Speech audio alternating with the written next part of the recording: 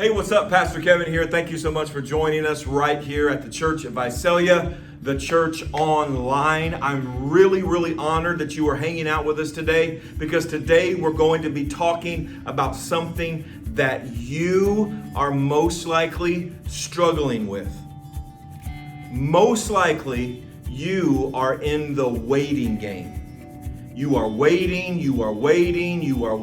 There's something that you're wanting. There's a change you're wanting to happen. There's something that you're wanting to get out of and get moving forward in your life, but you just seem to be stuck. What do you do in the meantime?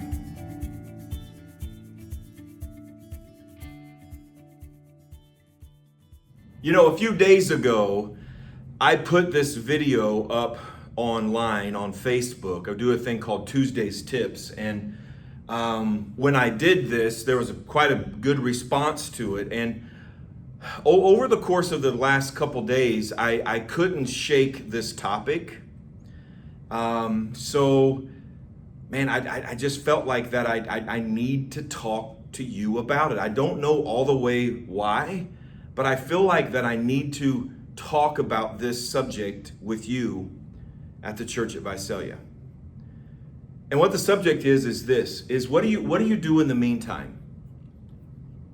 What do you do when you are here but you want to be here? What do you do when this is going on but you want this to happen? What do you do when your marriage is here but you need it to go here? Your relationship with your kids is here but you need it to change to this. What do you do when your finances are here but you really need this over here? What do you do when you're waiting for that promotion? What do you do? You see, each and every one of us, in some way, form, or fashion, there's a meantime that we are in. And again, I talked about this on Facebook a couple days ago, but I couldn't shake it, so I wanted to talk to you about it today and put this out there online for you. What do you do in the meantime? Well, the first thing that we do is we've got to understand that this is normal. This is part of the human existence. That as humans, there's always something that we seem to be, in between. And we see this all throughout history. We see it especially in biblical history as well. There was a man by the name of Moses, and Moses, you're familiar with his story, I'm sure. Moses was called by God to set his people free and to take the people of Israel to the promised land. And so Moses was here, but he wanted to go here. But now Moses finds himself in this land between, this meantime position. And it took Moses years and years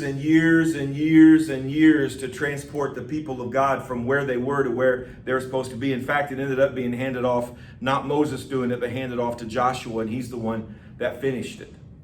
Moses found himself in the meantime. There's a man by the name of David, and David at around the age of 17, David was anointed the next king of Israel. But now he finds himself still with his father, and then he finds himself years later on the run. Then he finds himself, King Saul's upset with him. He's been anointed the next king, but now he's in this meantime. And it took the children of Israel years and years to get to the promised land. It took David years and years to get to being the king. You see, over and over again in the Bible, whether it's Esther dealing with what she was dealing with, whether it was Daniel dealing with what he was dealing with, whether it was Abraham who was promised a son, and now in the meantime there's all these years of not having a son. This is normal. The first thing you got to understand is being in the meantime. This is part of the human existence. You are not abnormal. It's not that God doesn't love you. It's not that you are so horrible. No, this is called life. You're going to have somewhere where you need to be, but you're not there yet, and it takes time. T-I-M-E, time. This is going to take time. And what you do in the meantime is so important. because you can get yourself all messed up in the meantime. The children of Israel, they got messed up a bit in the meantime. David, he got messed up a little bit in the meantime. Abraham, he got messed up big time in the meantime. And I don't want that for you. While you were waiting for that position at work, while you were waiting for finances to change, while you were waiting for this to stop in that relationship and for it to be mended, while you're in the meantime, I need to talk to you today about what to do. About what to do. I want to give you 3 pieces of advice on what you need to do in the meantime. The first piece of advice is this. Don't force the issue. Don't roll your sleeves up and say, by golly, I want to make this happen. I'm just going to force this issue. I'm lonely and I need a relationship. So he's here, I'm here. Let's go. New relationship. I need finances to change, so I'm going to do this. I need my marriage to change, so I'm going to do that. I'm going to just start doing what feels right because I've got to do something. No, you don't have to do something. You have to do the right thing. You have to do the right thing. And many times what happens is when we get in that meantime, we're in such a hurry and we just have to do something. So we act out, lash out, force the issue, and ask Abraham. That did not go well for him. Don't force the issue. That's the first thing. And I don't know what you're facing. I don't know what you're waiting on. But don't force it. Don't force the issue. While you're not forcing the issue, the second thing to do is to put your heart into what God has already placed into your hands.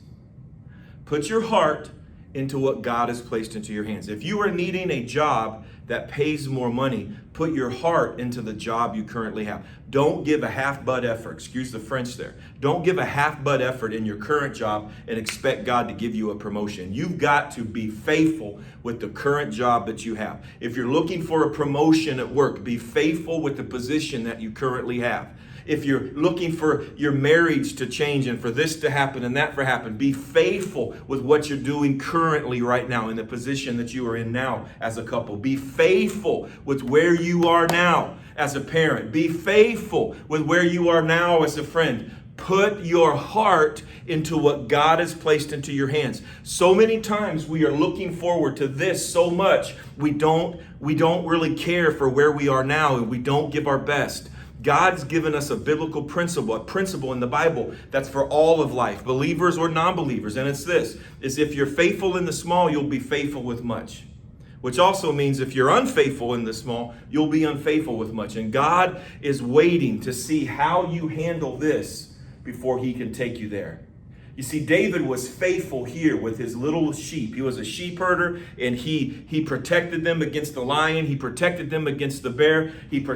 So that allowed God to be able to put him in a position where he could protect the children of Israel against Goliath. Because he was faithful with the small amount of sheep, God knew that he would be faithful as a king over his people. But David put his heart into what God had placed into his hands, and then at the right time, God promoted him.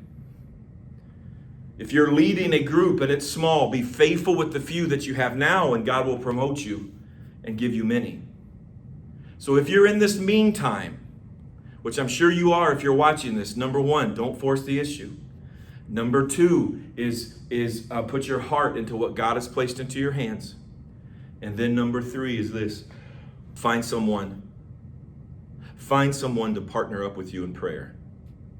There's a story in the Gospels where there was this dad who, his son, he was demonic. He was possessed by demons, and the dad wanted him to be free. The dad was here, and he wanted his son to be free. The son was here, and the dad wanted him to be free. And he was in this meantime of all Hades breaking loose. What do I do? What do I do? And so he took him to Jesus.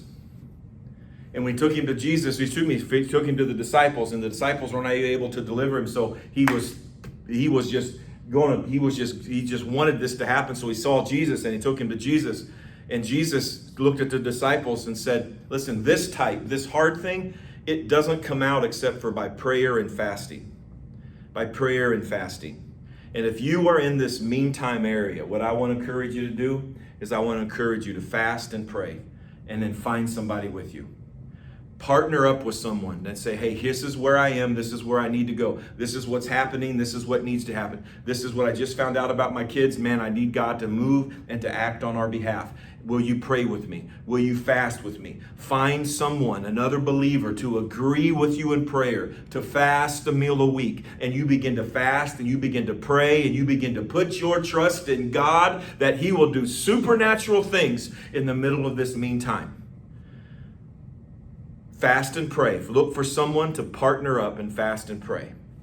Put your heart into what God has placed into your hands and don't force the issue.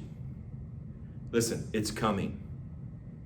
This is a word right now for someone. You've been waiting for quite some time. And oh, it's confusing. And oh, it hurts. It's coming. It's coming. Don't force the issue. What can you be faithful with right now? And then fast and pray. Prepare your heart for what God has in store for you in the future. Listen, I hope this has helped you today. Don't really have any questions to ask you other than will you do this? Will you not force the issue? Will you put your heart in what God's placed in your hands? Will you begin to fast and pray? Will you? Because if you're in the meantime, if you'll do those three things, I'm not saying you're going to get there tomorrow. But I'm saying as you're walking through this meantime area, you will have peace, you will have solace, you'll be walking right where God wants you to walk. Don't force the issue. Put your heart into what God's placed into your hands. And then find someone to partner up with you for fasting and praying. God bless. Thank you so much for being with us today. If you want to give towards the vision and the mission of the church at Visalia, the information's popping up. If you want to drop me an email and see kind of where we are as a church and what's happening, or maybe you've got some questions of life and you just need to connect, I would love to serve you. The email's popping up right now, info@welcometothechurch.com. God bless you. Be faithful in the meantime.